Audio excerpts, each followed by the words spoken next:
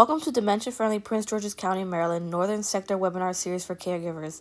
Today's topic is Abundant Aging in Place, Being Better Prepared for the Best Phase of Your Life by Joan Jackson, sponsored by Prince George's County Government and the Department of Family Services. Good evening, everyone.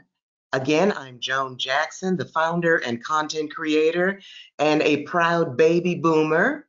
And I am very passionate about us aging in place, abundant aging in place.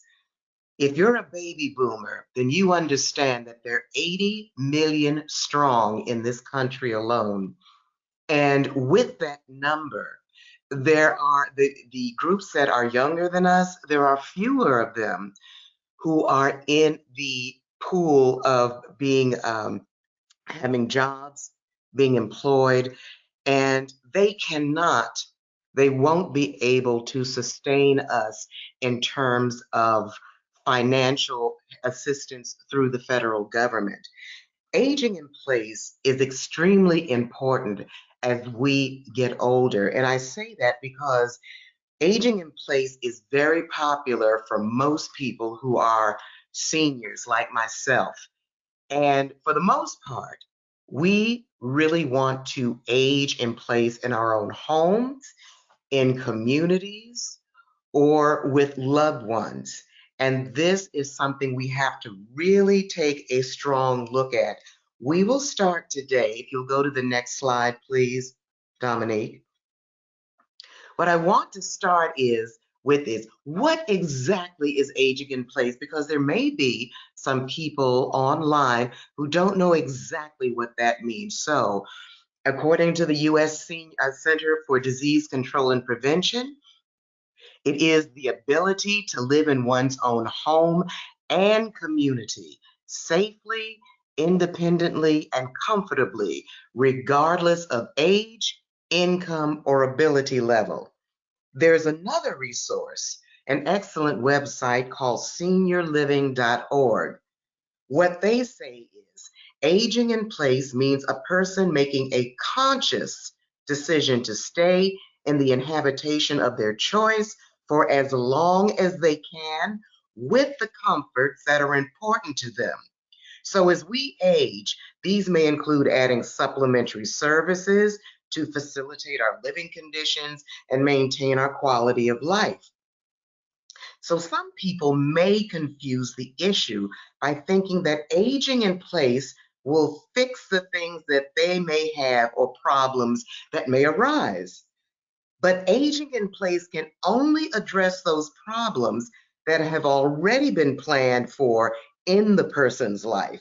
Aging in place challenges refers to the health, social, and emotional needs a senior may need, and such needs that can be addressed to help maintain a well rounded life in the residence of their or your choice. So, in this presentation, just like in my website, balancedabundantliving.com, I'm looking at what is called the 5 pillars, but the 5 pillars of aging in place. But here's something to think about. Most experts, if you will, say when to start planning for aging in place is usually when you're still employed or in your pre retirement years. What I say is if you're beyond that, you can start right where you are.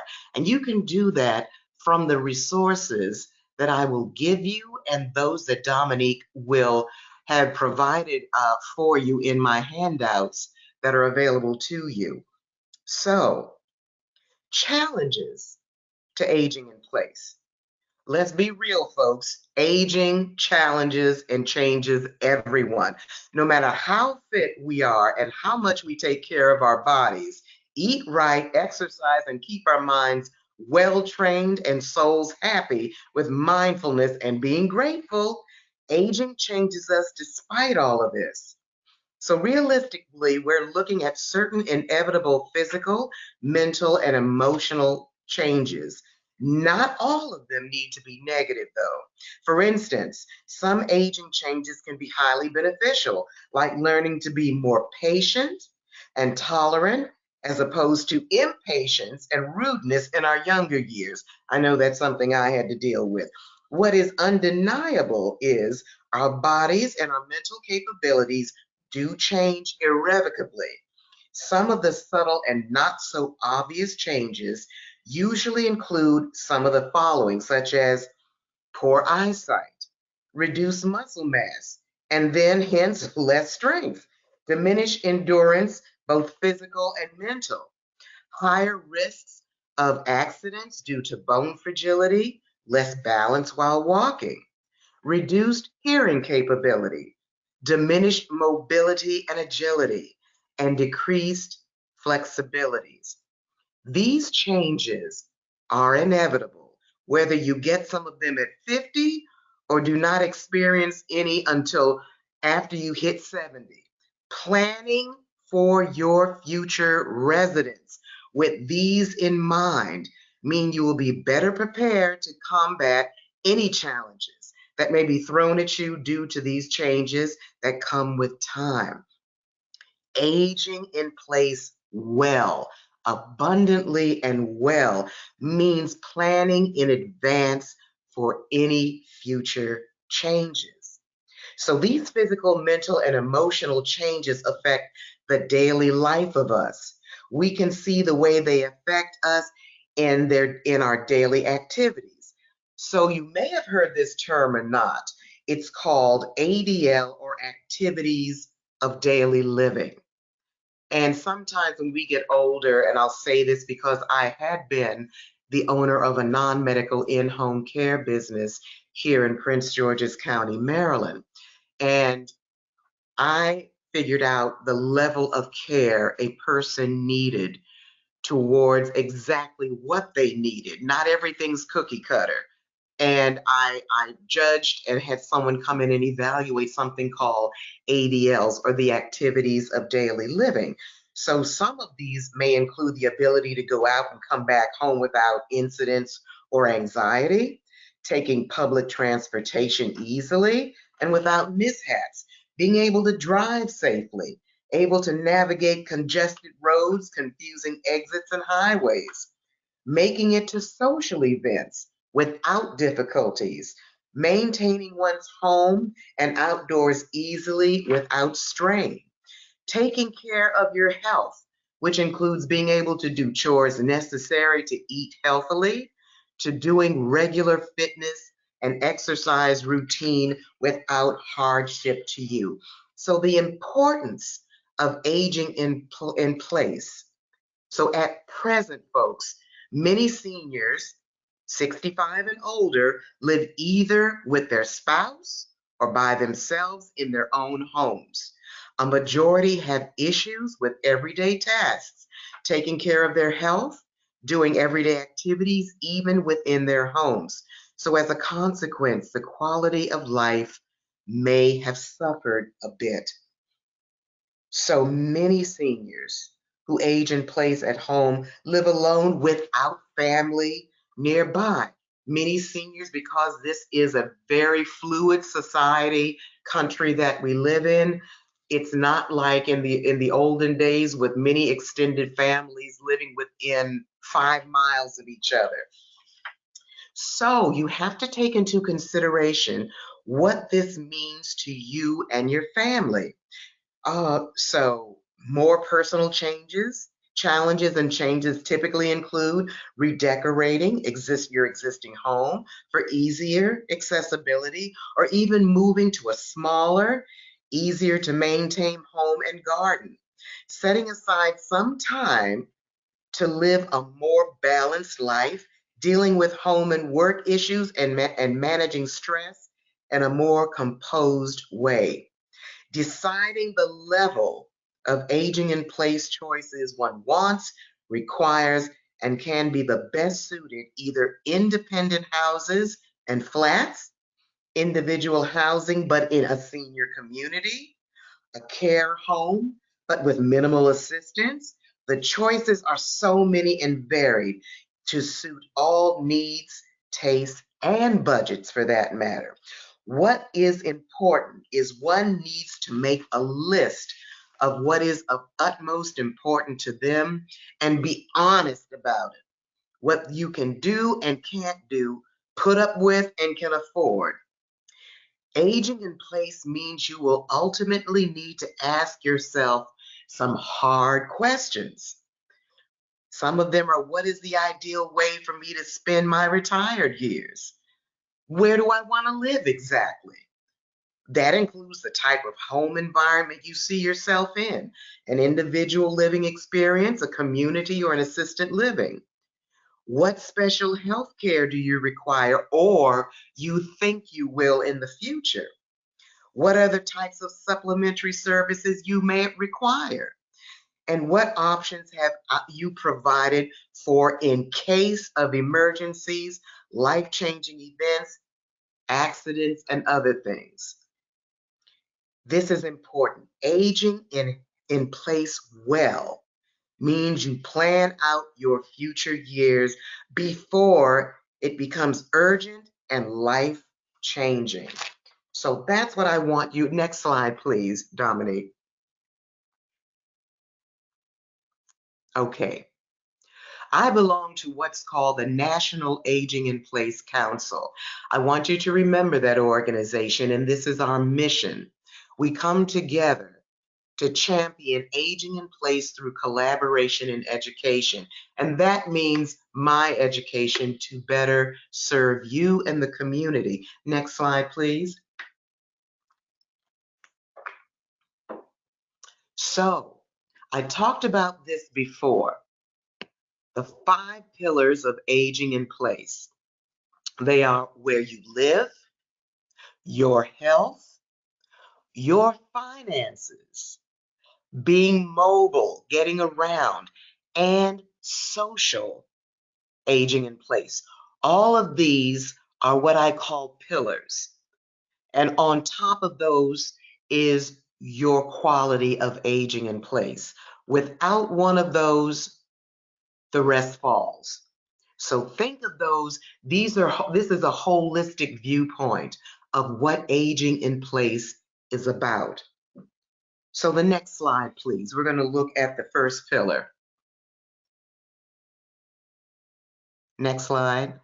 Okay. So these goals, and these are primary goals. I want you to examine your current status as a senior. I want you to consider your future needs, and I want you to begin documenting your plan. I want you, what I feel is most important is I want us to be proactive instead of reactive. I have seen so many circumstances, and I would dare say some of you have too, if you haven't gone through it already, is that you see people, and an accident happens, some other life-altering experience, and you're in react mode. What do I do? How do I handle this?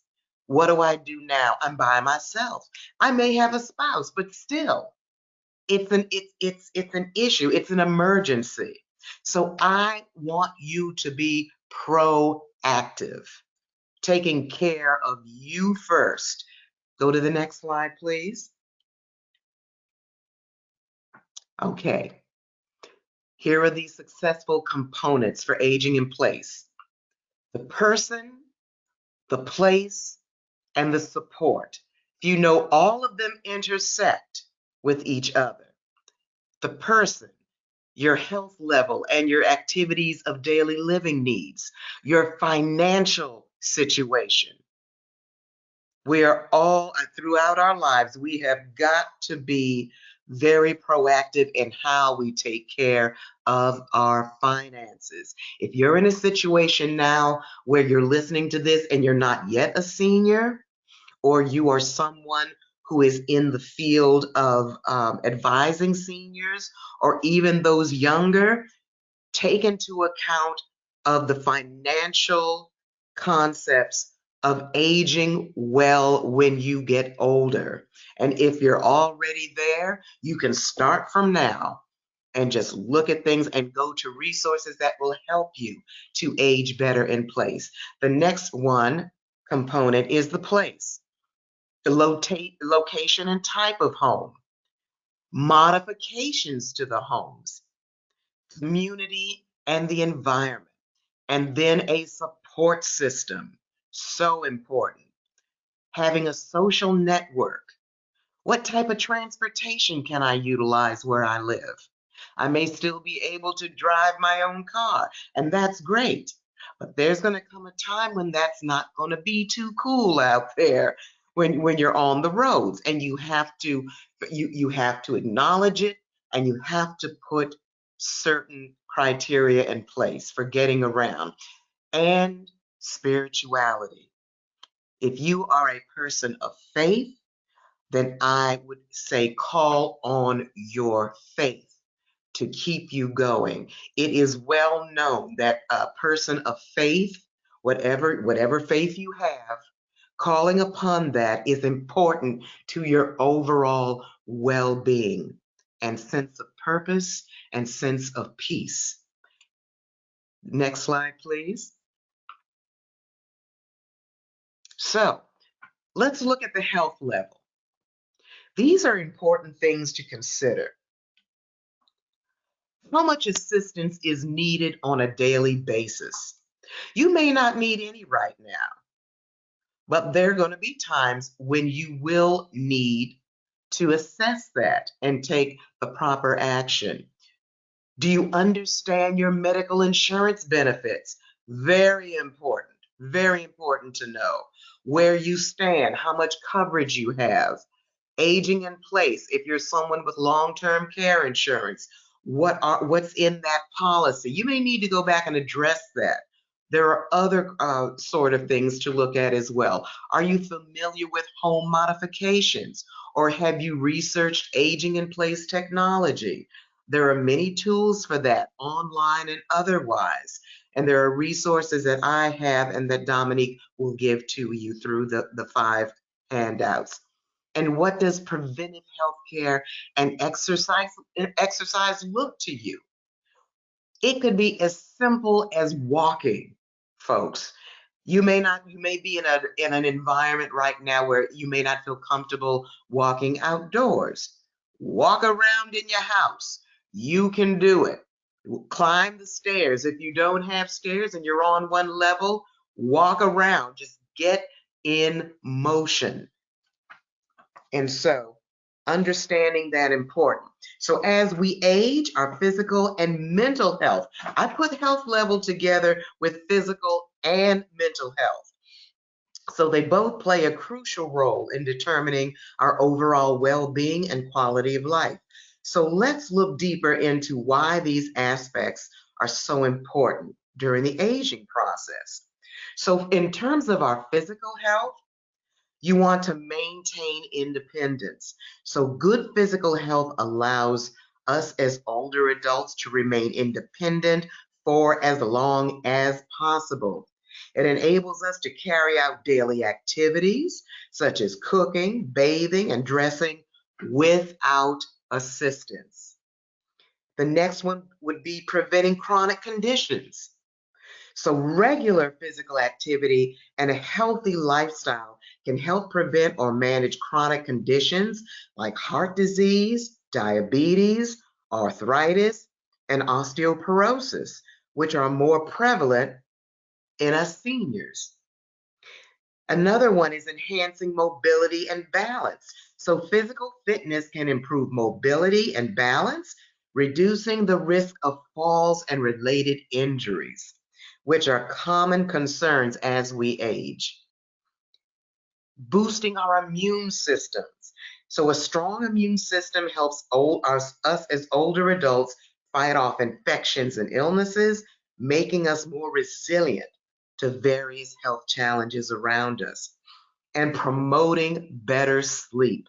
Sleep is so vital to everyone, but especially us as seniors. So regular exercise and physical activity, that can improve sleep quality, which is essential for overall well-being and cognitive function. Our mental health, so important. So our cognitive functions. Maintaining good mental health is crucial for cognitive function and memory. So, staying mentally engaged and active can reduce the risk of cognitive decline and conditions like dementia. We all know about and we've heard about Alzheimer's. Alzheimer's is one form of dementia. It is probably the most prevalent, but it's only one form. There are various others like Lewy body dementia and others like that. So, cognitive function, then our emotional well being. So, positive mental health contributes to emotional well being and resilience in dealing with life's ups and downs, including the loss of loved ones and other life challenges. Because, folks, as we get older, we lose a lot of our friends. Most of us have lost our parents. Some of us have lost siblings, cousins, and other loved ones, friends, church members, you name it. So, and also reducing stress and anxiety, engaging in activities that promote mental well being, such as meditation and social interactions. They can help reduce stress and anxiety levels. Social engagement, so important. Folks, try not to isolate yourself. We have so many tools and there's so many technologies now that you do not have to feel or be alone. Socializing and participating in community activities can combat feelings of loneliness and isolation, which fosters a sense of belonging and purpose. Coping with change, that's prevalent in all of us, regardless of age. So, good mental health equips us as older adults to cope with life's transitions and adapt to changing circumstances effectively.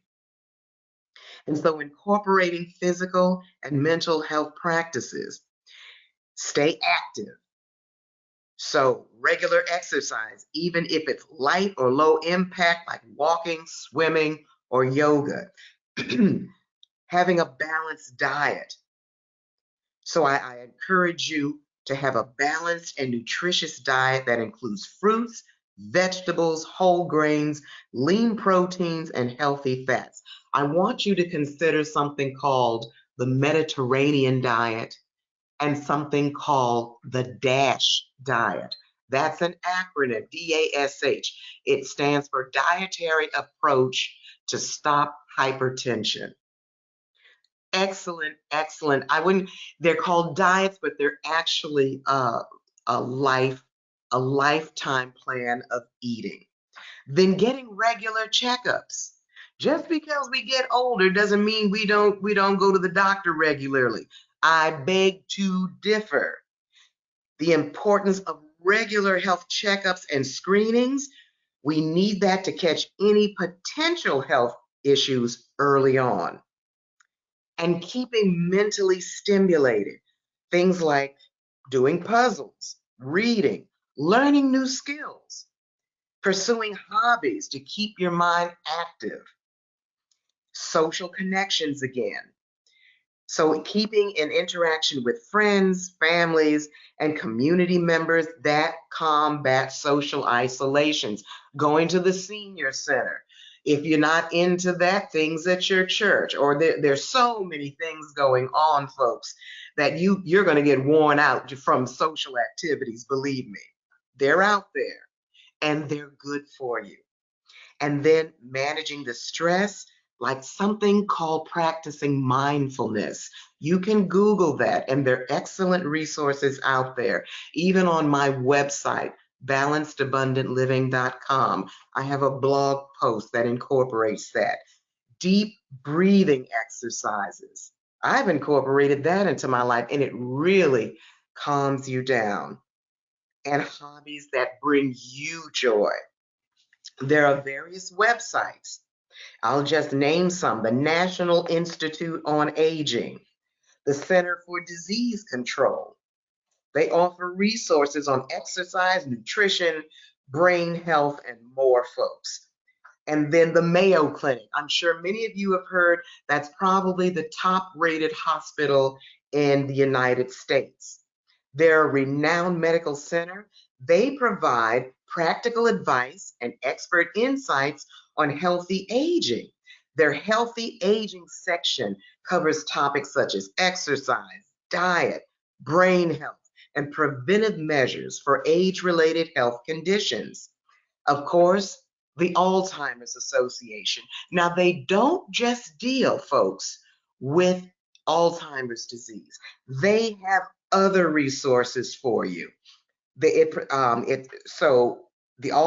course they focus on Alzheimer's disease and related dementia, but their website also provides valuable information on brain health and mental well-being in aging. And they offer tips on memory boosting activities and cognitive exercises. And there's one called Health Guide. Health Guide is a nonprofit resource that provides comprehensive information on a wide range of health topics. Their healthy aging section covers physical, mental, and emotional well-being for seniors with practical tips and advice. Would you, next slide, please? Okay, here we go, folks. Financial considerations. Here are the three things I want you to take into account: your cash, your assets, and your debt levels. As we all know, we have to keep those debt levels down or non-existent, which would be excellent. Insurance and government benefits. Keep on top of those. Be proactive in those resources.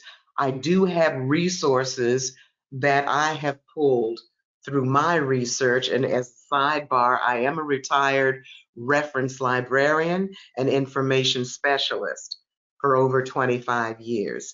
And then third, powers of attorneys, trusts, and wills. That's a whole different presentation. I am not an attorney and I'm not a financial advisor, but I am an information specialist. And I know I can point you to the resources where you can go to get help and information about these three aspects of your financial conditions. So, next page, please. Okay. If you would go back to the previous slide, Dominique, thank you, because I'm going to, just for a few minutes, I'm going to focus, if you would go back, please, I'm going to focus on the importance of finance. Because just like aging in place, many people, for whatever reason, they don't want to confront it. Folks, you've got to at every age, but especially now because we have less time to catch up and to take hold of our finances wherever you are. I don't care. You may say, I really don't have much money to, to be concerned about a will. It's because of that you should be concerned about a will. If you own a home, most assuredly, you should consider a will or a living trust. So, with that, what's important? Budgeting and financial planning before or after retirement, managing expenses and potential sources of income, tips for navigating insurance options and identifying financial assistance program. Okay, so understanding the importance of financial planning in aging in place. So financial planning, it plays a vital role in aging, and it empowers us to secure our financial future and maintain stability during retirement and beyond. So here are some key reasons why financial planning is crucial with aging in place. Number one, your retirement income. Financial planning ensures that we have a steady and reliable income stream during our retirement years. This income can come from various sources, such if you're blessed to have a pension, it comes from Social Security benefits, your investments, and savings. And proper planning helps in estimating the required retirement part to sustain your lifestyle. Again, I'm saying I am not a financial planner, but I will say this. There is one tool that some people who own their own home or have very little left in mortgage on their home is something called a reverse mortgage. And I'll leave it at that because that's for another time and another place. And so, healthcare costs. As we age, healthcare expenses often increase due to potential medical conditions and the need for us having long term care. Financial planning helps to allocate our funds for health related costs, and they help to identify suitable insurance options to cover medical expenses. Longevity considerations. As we all know, folks, we're staying healthier longer. And it's not unusual to hear about people who are celebrating turning 90 or even 100 and more. So being realistic about it, there's a good chance that many of us will live into our 90s. So consider longevity. So with increasing life expectancies, we may spend several decades in our retirement years. So adequate financial planning takes into account these extended years and ensures that savings last throughout one's lifetime. I will say, please, please, please look into talking to a financial planning expert. They will look at your funds, where you are, and help you to plan where you are. They will put you in contact with people and resources that will help you that you may not even know that you had access to, especially if you are a veteran or a spouse of a veteran, or you both are veterans if you are married. Okay, we did longevity consideration, asset protections. So through good financial planning, you can protect your assets and your wealth from unforeseen events, economic downturns, or potential scams that may target us. Folks, that's on the rise. Being senior scams are just prevalent. And many of us say, oh no, I'm not going to fall for that. You would be amazed at people. I mean, people with good memories, people who have got it going on, and they have been scammed by scam artists. So, having yourself educate yourself on that and other resources will keep you abreast of not falling prey to financial scam artists. Inflation management. So as we know, inflation erodes the purchasing power of money over time. So financial planning incorporates inflation into projections, ensuring that we as retirees can maintain our standard of living despite rising costs. Another one is legacy planning. Financial planning allows us to designate beneficiaries and create an estate plan, ensuring that our assets are distributed according to our wishes after we pass. Folks, I don't need to tell you how many times people have died intestate, which means without a will. And so pops up out of nowhere. Mama left me this, daddy left me that. I knew they told me up front that that house was mine, that jewelry, whatever. It doesn't matter. Folks, maybe you wouldn't be amazed at the level that people will go to fight over resources. Don't leave that for your family. Put things in writing. Go to an estate attorney. and think about something called a living revocable trust. Just keep that on the back burners of your mind and speak to a specialist about that. Reducing financial stress. A well thought out financial plan provides peace of mind. It reduces anxiety and stress related to money matters later in our lives. Lifestyle flexibility. Financial planning offers the flexibility to adjust one's lifestyle and spending habits during retirement as circumstances change, and they will. Here's a big one, folks, avoiding dependence on others. So, with proper financial planning while aging in place, we can maintain our independence and avoid becoming financially dependent on family or social welfare programs.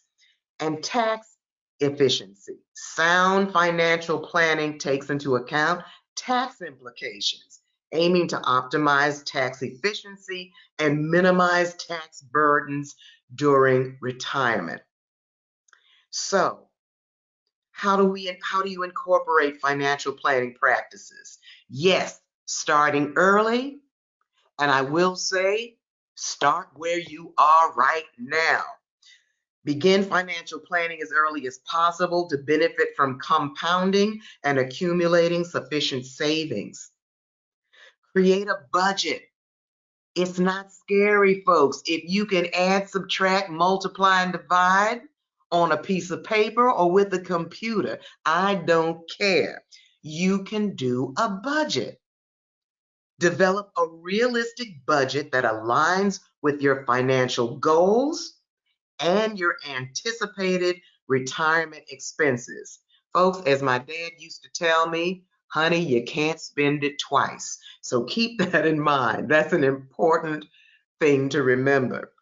So you diversify. Have your if you do it yourself or if you have a financial planner, diversify your investments. So spread investments across different asset classes to reduce risk and improve potential returns. Don't put all your eggs in one basket. And then, as I said before, consult with a financial advisor. So seeking advice from a qualified financial advisor who specializes in retirement planning and aging related financial matters. Regularly review and update, periodically review and update your financial plan to adapt to your changing circumstances, the financial markets, and your own personal goals. Folks, just like everything else, life changes. And this is where being proactive comes in. Stay informed. Stay informed about changes in financial regulations if you can, about taxation issues and investment options that may impact your retirement plan. One good website, and I love AARP, they have a ton of resources for us, is one called AARP. They have a section called Financial Security, and it offers a comprehensive section on financial security for seniors. It covers topics such as retirement planning, budgeting, managing debt, and protecting assets. The National Council on Aging. They provide resources on economic security and financial stability for us. Their website includes information on benefits programs, financial assistance, and managing expenses during our retirement years. The Consumer Financial Protection Bureau. The Consumer Financial Protection Bureau's Older Americans section provides tools and resources to help us make informed financial decisions. It includes guides on managing money and planning for retirement. Then, and the federal government, I will say, folks, they have excellent websites for all of us. One is called mymoney.gov, and they have a section. It says it is a U.S. government website that offers information on various financial topics, including retirement planning. It also includes tips and tools to help us plan for our financial future. And this is one of my favorites. Back when I was a librarian, we had several of these available in print, put out by a company called Kiplinger. That's Kiplinger, Kiplinger Resources, or kiplinger.com. One of my favorite ones was called Kiplinger's Retirement Report. One is called Kiplinger's Personal Finance, and they have other resources. So Kiplinger is a personal finance resource that offers insights on retirement planning, including tips for budgeting, investment, and estate planning. So financial planning is a proactive steps that allow you to navigate your later years with financial security, independence, and peace of mind, folks. By understanding its importance and taking appropriate actions, you can enjoy a comfortable and fulfilling retirement. And so, next page, please. Okay. Place, the home of your choice. Here are things I want you to consider. What do they say? Location, location, location. And the environment. That's so important, so important. Accessibility and proximity to family and friends, very important. The type of housing.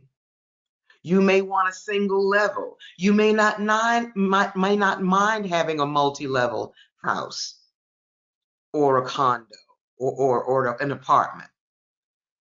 Considering upfront and ongoing costs for choosing a home, and home modifications, especially if you want to age in place where you are now and where you're residing now is not equipped, say, with grab bars, with level floors, and various other things. And so taking that into consideration. So next slide, please. Okay. For the place, home safety assessments and fall prevention. I believe I gave you a tool, excellent, from the AARP called the Home Fit Guide. Excellent resource that I want you to have. And so it has in there as a home safety assessment and fall prevention worksheet. As you can see in the slide, as we all know, there's a company called Acorn, and they're probably one of the top companies that have the stair lifts. That may be important where you live, if you live in a multi-level home and that's where you want to stay.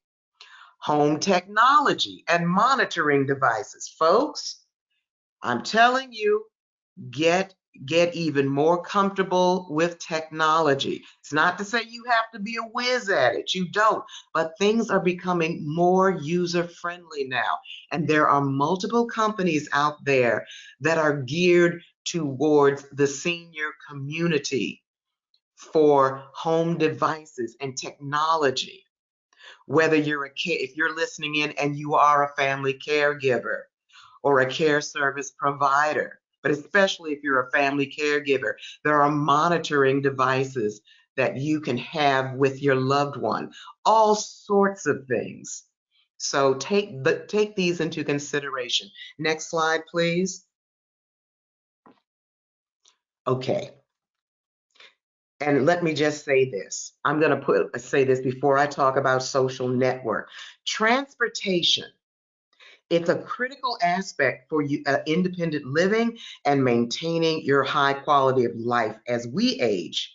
So here's why understanding transportation challenges and services is essential for us, for our mobility and independence, for social engagement, for access to health care, for safety and security, for aging in place specifically, adequate Transportation options support the concept of aging in place, where we as older adults can continue living in our familiar homes and community as we age, rather than moving to assisted living or nursing facilities. And then for community involvement, volunteering opportunities and other events, and financial savings even. Access to cost-effective and efficient transportation services can save us money compared to maintaining personal vehicles or relying on taxis and rideshare services. Your own personal freedom and support for caregivers. Adequate transportation services can ease the burden on caregivers as we can access necessary resources and services independently. Such things as the paratransit services. Senior centers have transportation. It's because many of them and community organizations offer transportation services to facilitate us access to social activities and medical appointments. Rideshare services. Transportation companies may offer specialized services for us, or you can partner with senior focused organizations to provide senior friendly options. There are volunteer driver organizations. So those are community-based programs that enlist vetted volunteers to provide transportation assistance to seniors in need. And then, of course, there's public transportation. And there are various resources like locating, for instance, the National Association of Area Agencies on Aging, AARP. They have in their driver safety and transportation section. They provide resources related to driver safety and transportation options for us. They offer online courses, public transportation information, and other related topics. Okay, and so social engagement, your social network. These are things to consider. Next slide, please.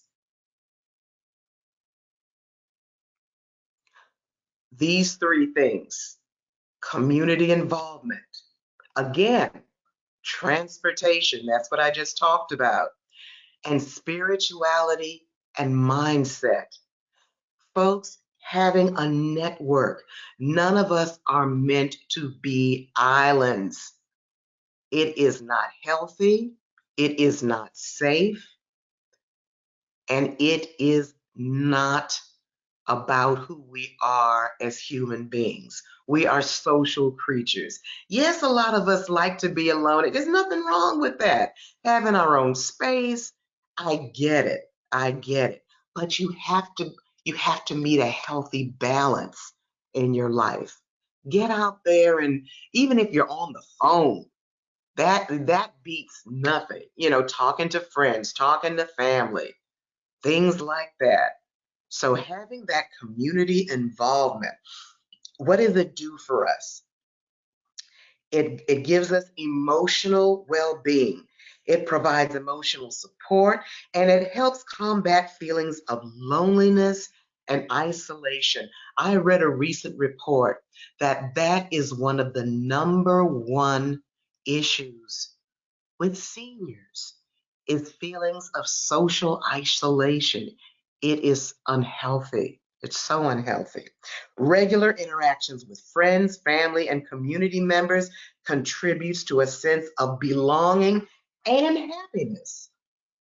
The next thing is our cognitive health, physical health, mental health. It gives us a sense of purpose. Being socially engaged provides us with a sense of purpose and fulfillment. It allows us to contribute to our community, to share our experiences, and pass down wisdom to younger generations. And Lord knows they need it. Again, it provides a reduction of social isolation, which is so prevalent. and it provides us with a support system. You build and maintain social connections, which create a network of support. So, in times of need or emergencies, having a support community can be invaluable and it improves your overall happiness. So, here are ways to promote social engagement and aging in place. Join community groups, volunteer opportunities. There are tons of them, folks. Even in your own church, if you have a church community or a religious community.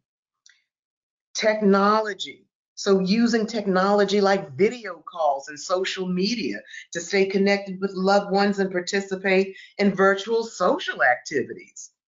Attending events and gatherings, group exercise classes. I know it at senior centers. There are tons of them, and then in your own communities, in your counties have various activity centers that you can go to. And honey, if you're a senior, the majority of time you don't have to pay a dime, and so which is a good thing. And group exercise classes, they are so much fun. Intergenerational programs. This is where we engage and interact with the younger generations, creating a sense of purpose and mutual learning because younger folks can teach us a lot of things too. Joining book clubs and discussion groups, participating in them allows us to engage intellectually and socially. So, websites like AARP's Community, there's an app called Meetup. There's the Senior Corps. They connect older adults with volunteer opportunities that foster social engagement while making a positive impact in your community. They're called Senior Corps. Okay. That's out of the country. Silver Sneakers. Some of you may be members of that. I believe that is through AARP. If not, your insurance company. Check with your insurance company to see if they are a provider of a program called Silver Sneakers. It's a fitness program for us that promotes physical and social well-being through exercise classes and community activities. And then there's an app called Nextdoor. It's a social networking platform that connects neighbors and communities, allowing us to engage with people in our local area. And so there are many more. There's so much out there. And so next slide, please. Folks, I wanted to go through that, and I want to thank you so very much for attending this. There is such a wealth of information out there for you to not only age in place, but age in place abundantly and with purpose, and being socially active and being aware of keeping your mind active, keeping physically fit, eating healthier foods, engaging in your communities and with your families. And so I leave you with my website. It's called, again, A Balanced Abundant Living. And I offer information resources and I offer consulting services for those who are family caregivers and their loved ones. But I also have resources and tips for aging in place as well. So I can help. If you'd want to contact me with any questions or concerns, there's my email at the bottom, joan@balancedabundantliving.com, and my website, balancedabundantliving.com. I thank you all so much for coming. Stay blessed, stay active, and enjoy your life with a fabulous aging in place. Thank you. We have one question. Sure. The question is, what is a civic trust? What is a what? Civic trust. A civic trust? Yes. Civic. I don't know what a civic, if that's CIVIC, I Yes. will say I've never heard of a civic trust before. I had mentioned earlier in the financial section about a living revocable trust. There are living, revocable, and irrevocable trusts and wills. Those are things to put in place with an elder law attorney. And I'm afraid to say I don't know what a civic trust is, but I would assume that if you Google that, excuse me, that you may be able to get an answer on that. So I'm sorry I couldn't answer that question. Any other questions? I don't see any. Okay. Well, great. If you do, again, please email me at joanbalancedabundantliving.com. That was a lot of information to take in, folks. And again, there are some resources that Dominique will be made available to you. There are resources on my website, and you may contact me through my email. And I thank you so very much for attending this. This is so important to us. Prior to being a senior, if you're on this call, excuse me, on this web meeting, and you're not quite there yet, start now. Start being proactive now. If you are already aging in place, use these resources and this information to make where you're living all yours and quality, and to live a balanced, abundant life like I want all of us to live.